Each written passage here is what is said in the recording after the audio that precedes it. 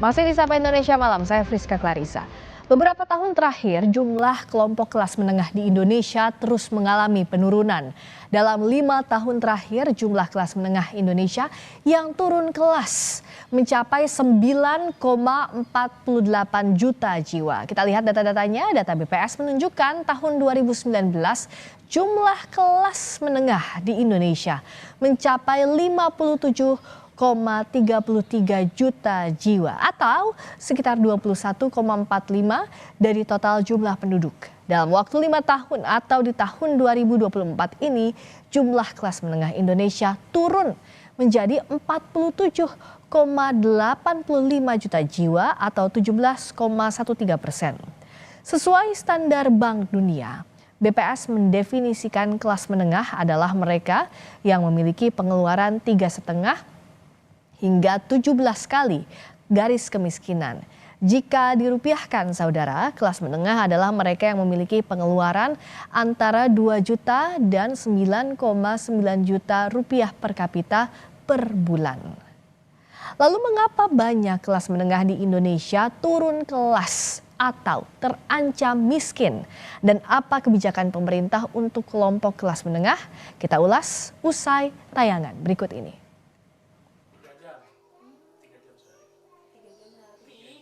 Ubaidillah atau Ubay merupakan salah satu pekerja lepas atau freelance di bidang digital marketing.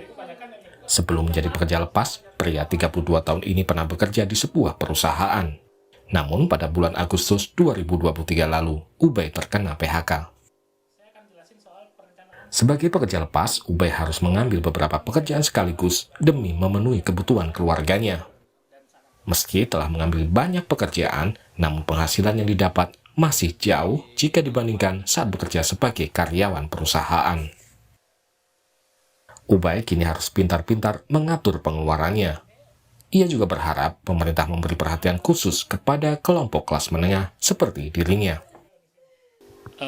Untuk pengeluaran sih paling yang kita nggak penting-penting kita kurangin jajan-jajan di luar. Kalau teman-teman UMKM bertanya kenapa omsetnya menurun, salah satunya pasti banyak orang yang seperti saya nasibnya gitu. Jadi ongkos budget buat jajan kita kurangi gitu. Jadi kita beli hanya untuk kebutuhan pokok saja. Saya tahu untuk orang kelas di bawah itu udah dapat BLT kan, bisa dijamin BLT apa segala macam, keluarga prasejahtera lah programnya gitu. Nah untuk kami ini kan nggak ada, dikasih bantuan nggak pantas kan, dikasih dianggap orang kaya tapi nggak kaya. Pas kita lagi normal dipajekin. Nah itu kan pikirin kelas menengah juga, karena gimana pun kelas menengah yang menopang ekonomi ini kan. Kami yang membeli, yang belanja produk-produk teman-teman UMKM gitu. Yang itu kelas bawah yang dapat BLT gitu. Kalau kami nggak ada, mereka malah BLT doang dong. Dan nggak, jelasnya nggak cukup. Kurang 6 bulan sekali itu juga masih ada kena potongan-potongan kan gitu. Jadi lebih banyak pikirin kebijakan untuk kelas menengah sih paling ya. BPS mendefinisikan kelompok kelas menengah adalah mereka yang memiliki pengeluaran antara 2 juta hingga 9,9 juta rupiah per kapita per bulan. Dalam beberapa tahun terakhir, jumlah kelompok kelas menengah di Indonesia terus mengalami penurunan. Data BPS menyebut dalam 5 tahun terakhir, jumlah kelas menengah Indonesia turun hingga 9,48 juta.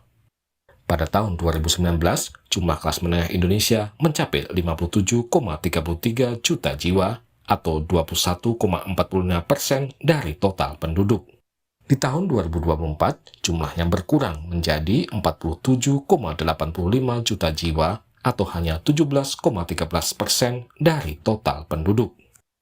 BPS menyebut penurunan jumlah kelas menengah ini karena efek pandemi COVID-19.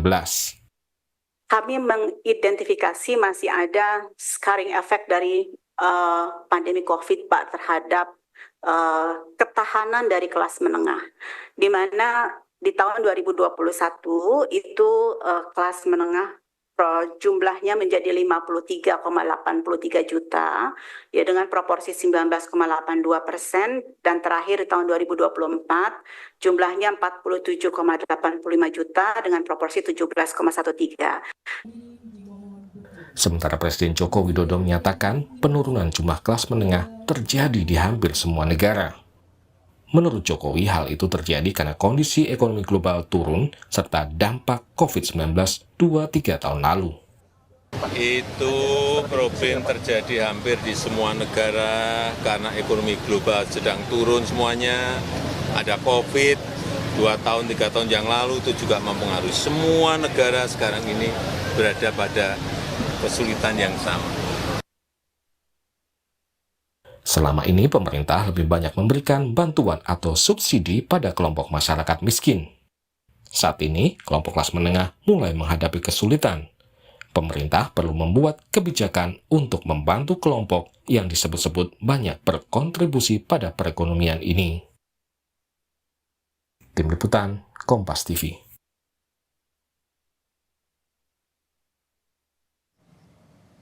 Kita ulas fenomena turunnya jumlah masyarakat kelas menengah di Indonesia bersama Ubedillah Pratama Rofiansyah, salah seorang pekerja lepas yang mungkin bisa mewakili kelompok kelas menengah, dan juga ada peneliti senior Indef Tauhid Ahmad. Kami juga sudah mengundang perwakilan pemerintah maupun DPR RI, namun tak ada yang dapat hadir pada dialog malam hari ini. Selamat malam Mas Ubed, juga Mas Tauhid. Selamat malam, Mbak Priska. Selamat malam. Saya ke Mas Ubed dulu. Mau tahu ceritanya. Sebenarnya kan Mas Ubed tadi seperti di tayangan dulu karyawan, lalu kena PHK, lalu sekarang jadi freelance. Nah, kalau untuk saat ini pengeluaran terbesar setelah jadi freelancer ini apa saja, Mas? Pengeluaran terbesar paling di belanja bulanan sama cicilan rumah deh. Oke. Itu kebanyakan. Dan untuk, maaf saya tanya, kalau untuk penghasilan dan pengeluaran per bulannya kira-kiranya saja itu berapa, Mas? Penghasilan? Iya, penghasilan dan juga pengeluaran. Penghasilan di sekitar 8, pengeluarannya juga kurang lebih segitu. Oke, artinya hampir tidak ada tabungan begitu ya Mas Ubed ya? Betul, tidak ada tabungan. Ya, dan betul. Nah, setelah jadi saat ini mengambil kerja freelancer, apa kesulitan yang dialami? Misalnya kalau waktu jadi karyawan misalnya kan masih ada asuransi biasanya demikian. Nah, untuk saat ini seperti apa? Ya itu, yang pertama pasti hilang gitu ya. Benefit-benefit seperti asuransi swasta, bonus tahunan, terus kemudian yang pasti kepastian sih ya, kepastian dapat gitu. Emang ada beberapa klien saya yang sudah pasti per bulan dapat segitu, tapi yang lain kan belum tentu, karena nggak ada, namanya juga pekerja lepas ya.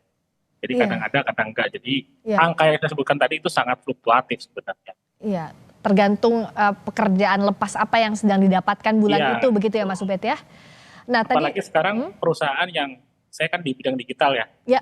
Mungkin di berita yang lain juga, Kompas sudah pernah bahas juga soal startup inter ya. Jadi salah satu yang bikin mereka karena mungkin budget buat marketing atau buat promosi itu berkurang, jadi budget untuk untuk mempekerjakan orang seperti kami juga berkurang gitu. Jadi mereka juga ngerem pengeluaran sebenarnya gitu.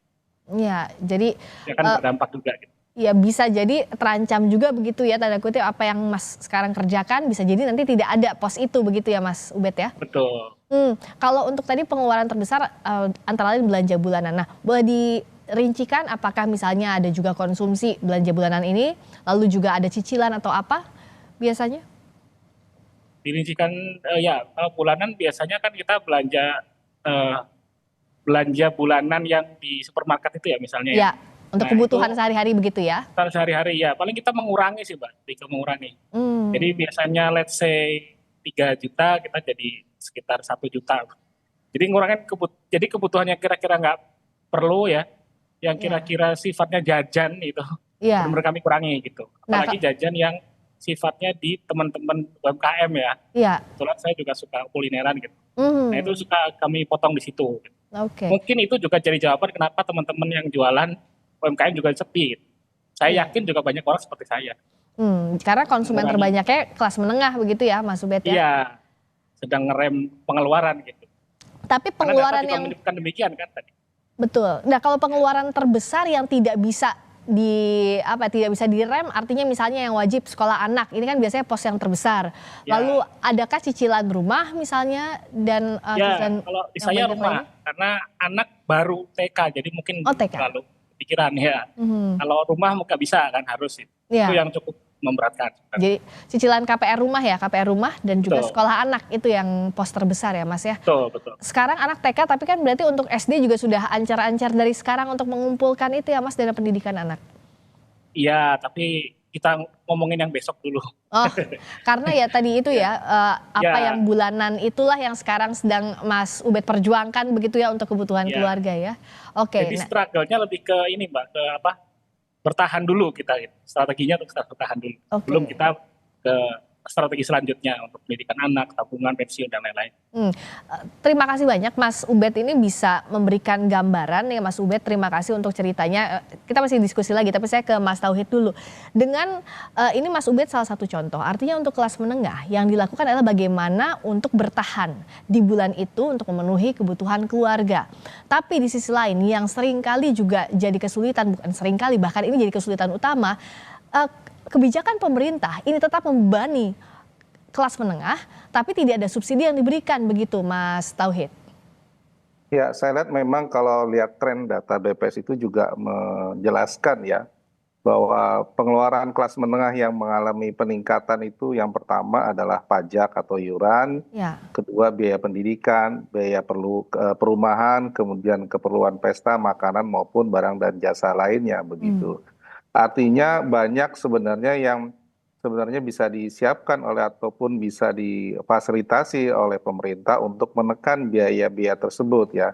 Misalnya saja pajak ya, saya kira ketika katakanlah 2 tahun lalu PPN naik dari 10 menjadi 11%, itu sangat memukul kelas menengah. Dan ini juga berdampak ke perumahan, apalagi sejak era suku bunga tinggi, biaya cicilan semakin mahal. Nah ini yang saya kira memang suku bunga saat ini yang tinggi itu sangat membebani para kelas menengah bayar cicilan. Nah itu yang akhirnya menggeser pengeluaran dari kelompok kelas menengah yang tadinya katakanlah non makanan itu katakanlah cukup besar, sekarang semakin berkurang ya. ya. Nah, di 2014 itu yang non makanan 71,52%, tapi sekarang 58,33%. Artinya sekarang prioritas ke makanan. Nah, ini yang kemudian memang upaya pemerintah adalah menjaga terutama inflasi bahan pangan begitu. Kalau kita lihat memang seringkali dikatakan inflasi rendah di bawah 3%, bahkan sempat 2,3%. Tetapi tidak ada policy bagaimana menurunkan volatile food inflation. Nah yang kalau kita lihat dalam 2 tahun terakhir ini rata-rata 5-6%. Jauh lebih tinggi dibandingkan inflasi untuk yang secara umum yang di bawah 3%.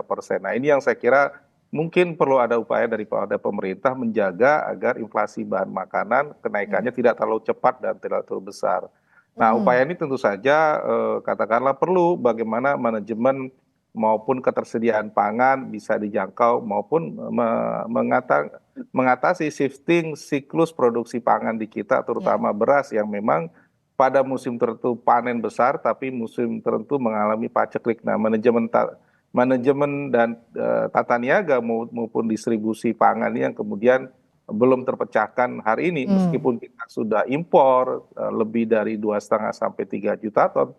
Tapi rata-rata beras menjadi penyumbang kenaikan pangan dan ini akhirnya mendera katakanlah kelompok kelas menengah. Jadi tata niaga pangan juga ini jadi Ya, salah satu kendala. Jadi, ya, Oke, Mas Tauhid, tapi kalau kita terakhir merujuk ke pernyataan Presiden yang menyebut bahwa hal ini fenomena global ketika ditanya soal fenomena menurunnya kelas menengah.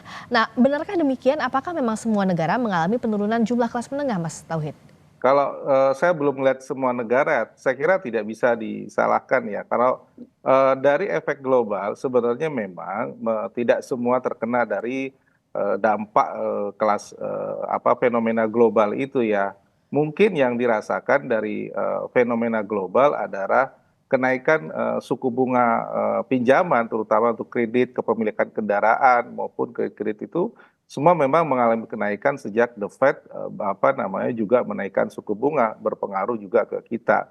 Mungkin itu satu sisi, tetapi sisi lain sebenarnya kita bisa mengatasi terutama untuk makanan gitu ya. Makanan ini kan kita daerah produsen, toh kita juga punya uang untuk mendatangkan importasi pada saat yang tepat sehingga makanan tidak bisa inflasinya sampai besar gitu.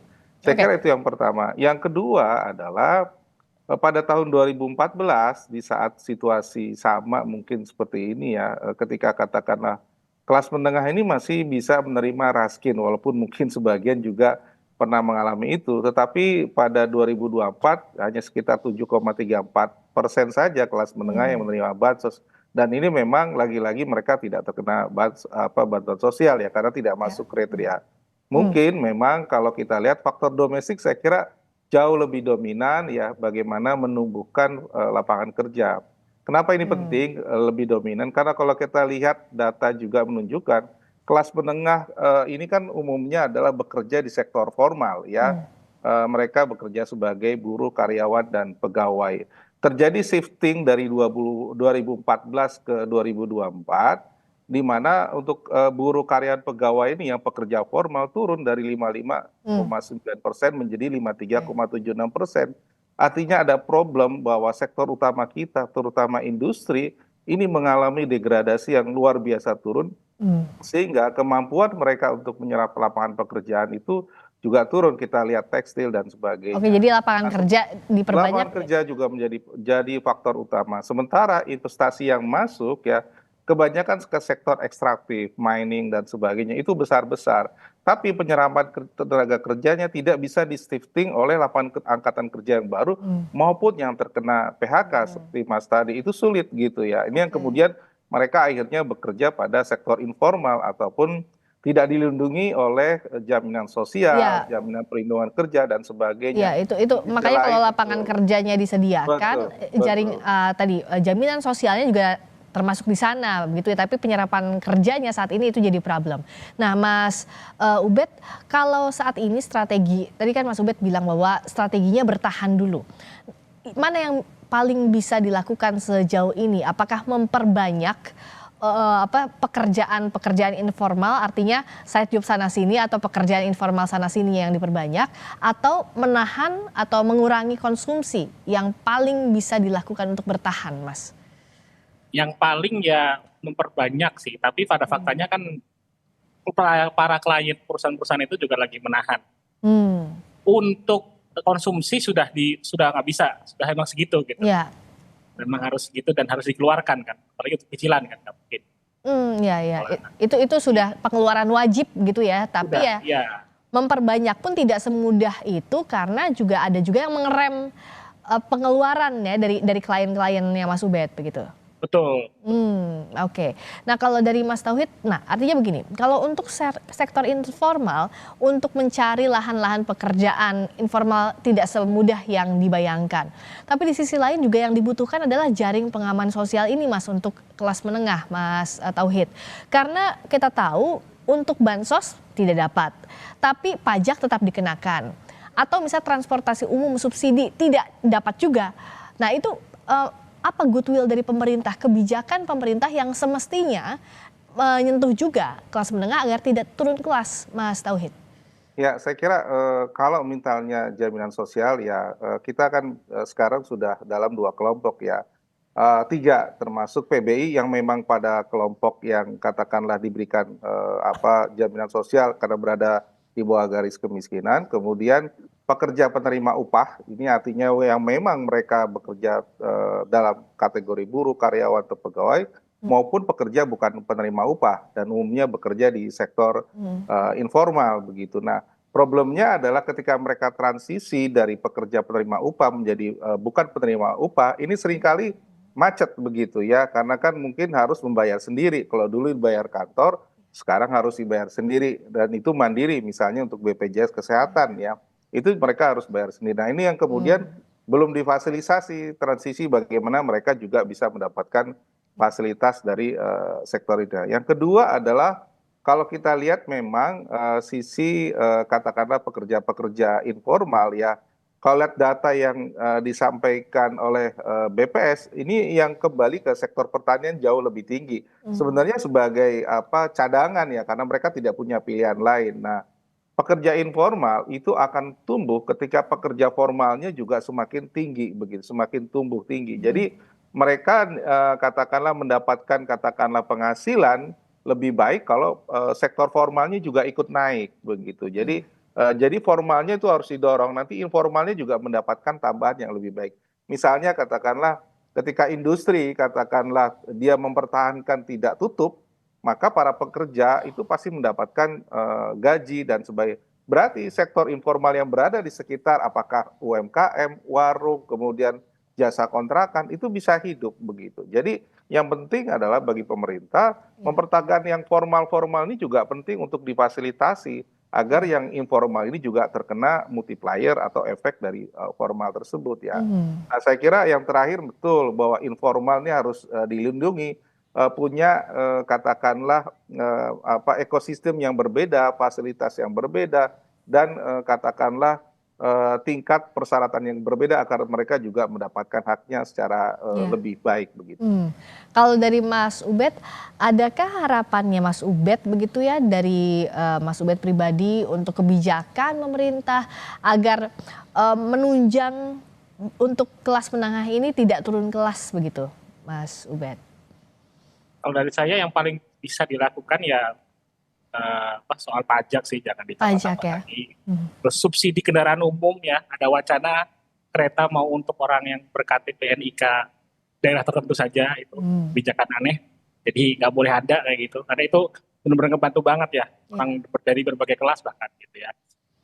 Terus ya itu tolong pikirkan, saya nggak tahu detailnya seperti apa untuk kelas menengah ini ya, biar nggak turun kelas atau biar nggak turun kelas menjadi kelas yang miskin gitu. Tapi yang memberatkan di antara lain ya tadi pajak itu ya Mas ya, sama hak transportasi umum. Iya, PPN mungkin. Terus ini mungkin saya nggak tahu ya, untuk kebijakan perumahan khususnya yang kena bunga floating kan saya tahu itu ikut the Fed, ikut BI lah. Mungkin ada kebijakan khusus dalam kondisi seperti ini, nah itu bisa kita tetap bayar. Cuman mungkin bunganya bisa direm dulu, jangan naik dulu gitu. Jadi kebijakan khusus gitu. Pada saat COVID dulu kan ada di beberapa beberapa orang secara random mendapatkan hak untuk nggak bayar 1 atau 2 bulan gitu. Itu random gitu. Mungkin itu bisa dilakukan lagi agar lebih meringankan dengan lebih sistematis. Iya. Jadi kalau Mas Tauhid, kita sama-sama mendengar juga ini ceritanya Mas Ubed dan juga berbagai pihak lainnya, bahwa yang memberatkan seringkali di potongan pajaknya. Ada pajak naik, kelas menengah tetap kena. Terus transportasi umum, subsidi misalnya BBM tidak dapat. Atau transportasi umum mau ada wacananya meskipun masih dikaji soal NIK ini. Apakah pemerintah sejauh ini tidak sensitif terhadap kelas menengah, belum pro terhadap kelas menengah, Mas Tauhid? Ya, kalau kita lihat sebenarnya mungkin pemerintah sudah memikirkan ya, tetapi lagi-lagi ada tuntutan begitu yang lebih besar sehingga seringkali kelas menengah yang dikorbankan sebagai tulang punggung untuk katakanlah pajak dan sebagainya ya. Ketika dulu kami pernah memperkirakan bahwa akan terjadi perlambatan ekonomi ketika PPN naik ya dari 10 ke 11 dan kemungkinan nanti 11 ke 12 2025 itu akan dampaknya akan sama begitu. Tapi kan ini maju terus begitu ya. Ini efeknya ya. Memang pajak naik tapi ekonomi akan agak lambat. Itu selalu pajak akan pisau bermata dua begitu ya. Kalau terlalu tinggi maka masyarakat yang akan keberatan. Nah, saya kira memang ya pemerintah memang harus ikut lebih dalam lagi, ikut aware lagi ya soal tadi kereta. Saya kira sepakat begitu. Di banyak negara maju transportasi publik bahkan sangat murah sekali gitu agar menjadi insentif orang dari kendaraan pribadi yang bikin macet Jakarta bisa ke transportasi publik begitu ya. Itu bukan NIK itu malah tidak menjadi solusi ya. Justru harusnya bisa lebih murah dari yang sekarang dan itu ada subsidi begitu. Nah ini yang kemudian bisa membantu pengeluaran. Nah, apalagi kalau kita lihat mungkin keretanya mungkin murah, tapi bagaimana dengan biaya untuk kendaraan transportasi online-nya berbasis motor itu mahal begitu, bahkan lebih mahal gitu ya. Ini bagaimana kita memperbaiki transportasi publik sehingga biaya transportasi, pendidikan, kesehatan itu bisa dikurangi.